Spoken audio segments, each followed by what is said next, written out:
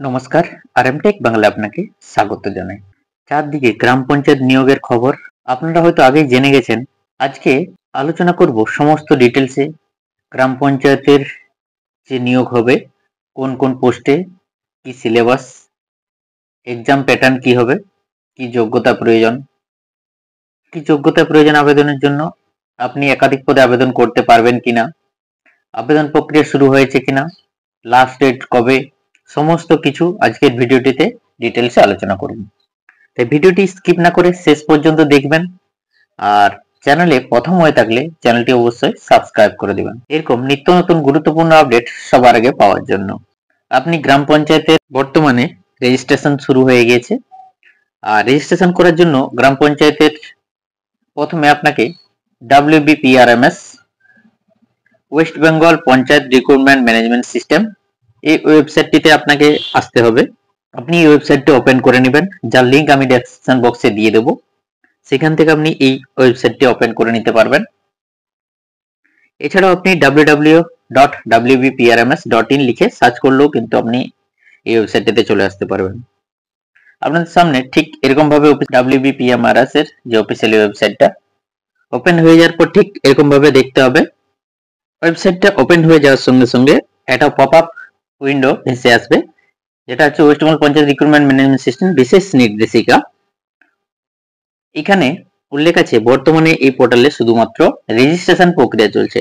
তাই যাদের মনে ধারণা যে অনলাইন প্রক্রিয়া শুরু হয়ে গেছে, এই জিনিসটা পড়লে আপনাদের সামনে ক্লিয়ার হয়ে যাবে যে শুধুমাত্র রেজিস্ট্রেশন প্রক্রিয়া চলছে, অর্থাৎ আবেদন প্রক্রিয়া শুরু হয়নি, শুধুমাত্র রেজিস্ট্রেশন প্রক্রিয়াটা চালু আছে। আগামী দিনে সকল ডিএলএসসি হচ্ছে ডিস্ট্রিক্ট লেভেল সিলেকশন কমিটি, তাদের নিজ নিজ শূন্য পদ বিজ্ঞাপনের মাধ্যমে ঘোষণা করলে রেজিস্টার্ড আবেদনকারীগণ আবেদন করতে পারবেন।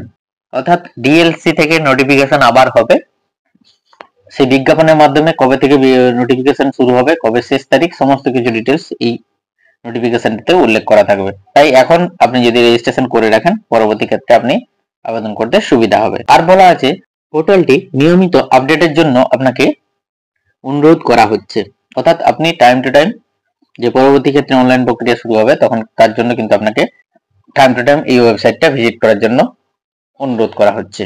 এই হচ্ছে বিশেষ নির্দেশিকা। এটা পড়লে আপনি বুঝতে পারবেন, আপনার মনের অনেক প্রশ্নই এই নির্দেশিকাটাতে ক্লিয়ার হয়ে যাবে। এরপর আপনি স্কিপ টু হোম করবেন। স্কিপ টু হোম করার সঙ্গে সঙ্গে ঠিক এরকম ভাবে আপনার সামনে পেজটা দেখা যাবে। এরপর রেজিস্ট্রেশন কিভাবে করবেন, বর্তমানে যে রেজিস্ট্রেশন প্রক্রিয়া চলছে তাই রেজিস্ট্রেশন কিভাবে করবেন। আর এই রেজিস্ট্রেশন করার জন্য আপনাকে এইখানে ক্লিক করতে হবে। এখানে ক্লিক করার পর রেজিস্টার নাও, এখান থেকে আপনি রেজিস্ট্রেশন করতে পারবেন। এছাড়াও আপনি পেজটা উপরের দিকে স্ক্রল করে নেওয়ার পর এখানে দেখতে পাবেন কয়েকটি অপশন, যে ongoing recruitment drive, total post, total vacancy. যেহেতু এগুলো চালু হয়নি ওয়েবসাইটটা পুরোপুরি ভাবে, সেই জন্য এগুলোর উপর ক্লিক করলে আপনি কিন্তু কোনরূপ কাজ করবে না। তাই এখানে শুধুমাত্র নিচে দেখতে পাবেন please go to register now and create your profile. এই রেজিস্টার নাও ক্লিক করেও আপনি কিন্তু রেজিস্ট্রেশনটা করে নিতে পারবেন। আর এখানে ক্লিক করার পর আপনাকে রেজিস্ট্রেশন নাও করতে হবে। এই রেজিস্ট্রেশন কিভাবে করবেন আমি আগের ভিডিওটিতে ডিটেলসে আলোচনা করেছি, চাইলে আপনি আগের ভিডিওটি দেখে নেবেন। আমি নিচে ডেসক্রিপশন বক্সে লিংক দিয়ে দেবো, সেখান থেকে আপনি দেখে নিতে পারবেন যে রেজিস্ট্রেশন কিভাবে করবেন। রেজিস্ট্রেশন করার পর আপনি কিভাবে লগইন করবেন, পুরো প্রসেসটাই আমি আগের ভিডিওটিতে ডিটেলসে ডিসকাস করেছি। আপনি ডেসক্রিপশন বক্সে থেকে চেক করে দেখে নেবেন।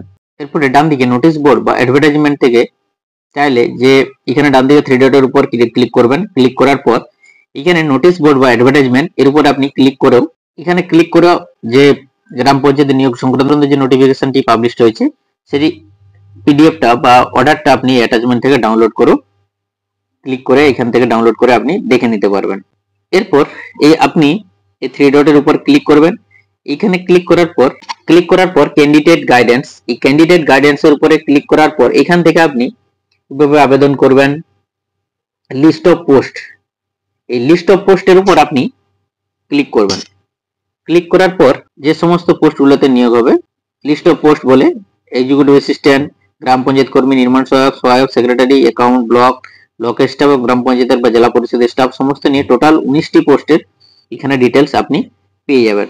তো আপনি প্রত্যেকটি পোস্টের আপনি যদি যে পোস্টের জন্য আবেদন করতে চাইছেন, যেমন এক্সিকিউটিভ অ্যাসিস্ট্যান্ট অফ গ্রাম পঞ্চায়েত, আপনি যদি গ্রাম পঞ্চায়েতের এক্সিকিউটিভ অ্যাসিস্ট্যান্টের জন্য আবেদন করতে চান তাহলে এক্সিকিউটিভ অ্যাসিস্ট্যান্ট গ্রাম পঞ্চায়েতের উপরে ক্লিক করবেন। এক্সিকিউটিভ অ্যাসিস্ট্যান্ট গ্রাম পঞ্চায়েতের উপর ক্লিক করবেন। ক্লিক করে দেওয়ার পর এই ডাউনলোড যে অ্যাটাচমেন্টটা, অ্যাটাচমেন্ট 1 এর উপর আপনি ক্লিক করবেন। ক্লিক করে দেওয়ার সঙ্গে সঙ্গে কিন্তু আপনার ডাউনলোড হয়ে যাবে। এখান থেকে আপনি পিডিএফটা ওপেন করে নেবেন।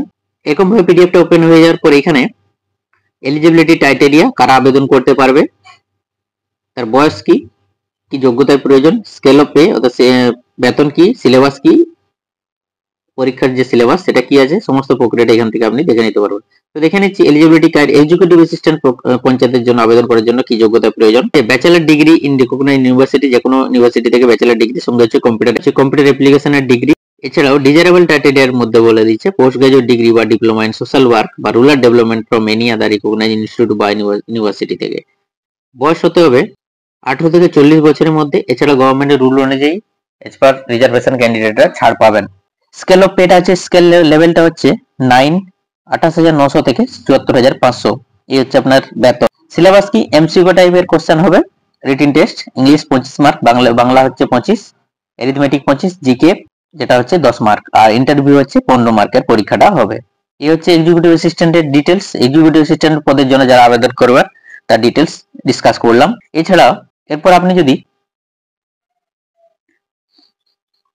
গ্রাম পঞ্চায়েত কর্মীর জন্য যদি অ্যাপ্লিকেশন করেন, ঠিক গ্রাম পঞ্চায়েতের উপরে ক্লিক করবেন। ক্লিক করার সঙ্গে সঙ্গে কিন্তু আপনার পিডিএফটি ডাউনলোড হয়ে যাবে। ডাউনলোড হয়ে যাওয়ার পর আপনার পিডিএফটি ওপেন করে নেবেন। ওপেন করে নেওয়ার পর গ্রাম পঞ্চায়েত কর্মী তারা আবেদন করতে পারবেন শুধুমাত্র 8 পাস হয়ে থাকতে হবে শিক্ষাগত যোগ্যতা। 8 পাস বা মাধ্যমিক পাস হয়ে থাকলে কিন্তু আবেদন করতে পারবেন। বয়স হতে হবে 18 থেকে 40 বছরের মধ্যে। এছাড়াও রিজার্ভ ক্যান্ডিডেটের বয়সে ছাড় পাবেন। বেতন হচ্ছে 17,000 থেকে 43,600 লেভেল 1।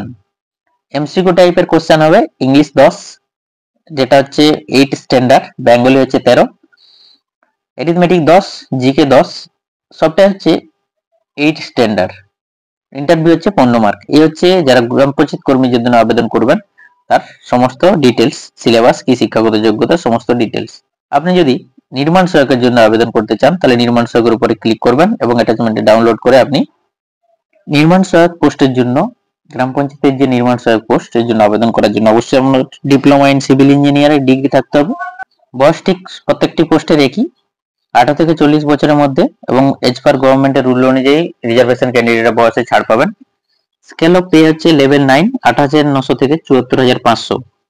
এমসিকিউ টাইপের কোশ্চেন হবে। সিলেবাসটা যেটা হচ্ছে ইঞ্জিনিয়ারিং সিভিল, যেটা 65 মার্কের, ইংলিশ হচ্ছে 13 আর জিকে হচ্ছে 7। টোটাল হচ্ছে 85 আর 15 মার্কের হচ্ছে ইন্টারভিউ হবে। এই হচ্ছে নির্মাণ সহায়ক পোস্টের ডিটেলস। এরপর গ্রাম পঞ্চায়েতের সহায়ক পোস্টের জন্য আবেদন করার জন্য অবশ্যই মাধ্যমিক পাস হয়ে থাকতে হবে এবং বলা আছে যে এসেনশিয়াল কোয়ালিফিকেশনের মধ্যে 50% মার্কস থাকতে হবে মাধ্যমিকের। অবশ্যই মাস্ট পাস ইন সেকেন্ডারি। বয়স হতে হবে ঠিক প্রত্যেকটি পোস্টের একই। বেতন হচ্ছে লেভেল 5, 21,000 থেকে 54,000 পর্যন্ত হচ্ছে বেতন। সিলেবাসটা হচ্ছে এমসিকিউ টাইপের, 25 নম্বরের ইংলিশ, বেঙ্গলি 25, অ্যারিথমেটিক 25, জিকে হচ্ছে 10, ইন্টারভিউ হচ্ছে 15। এই হচ্ছে সহায়ক পোস্টের জন্য যাবতীয় ডিটেলস।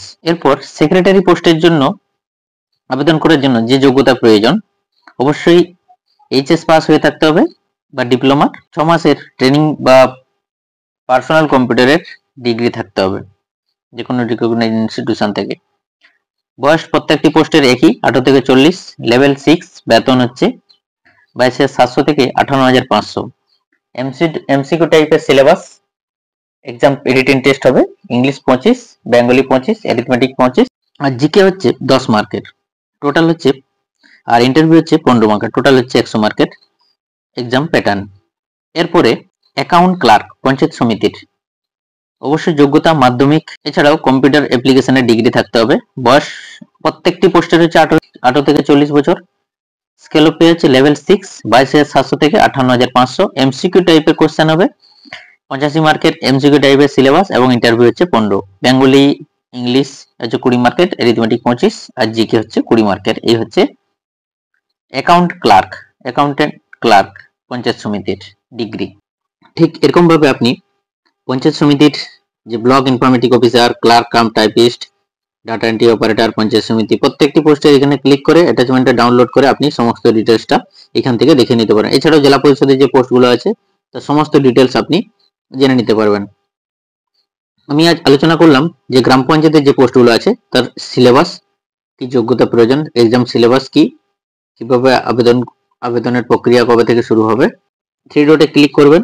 থ্রি ডটে ক্লিক করার পর এখানে FAQ এর উপর আপনি ক্লিক করবেন।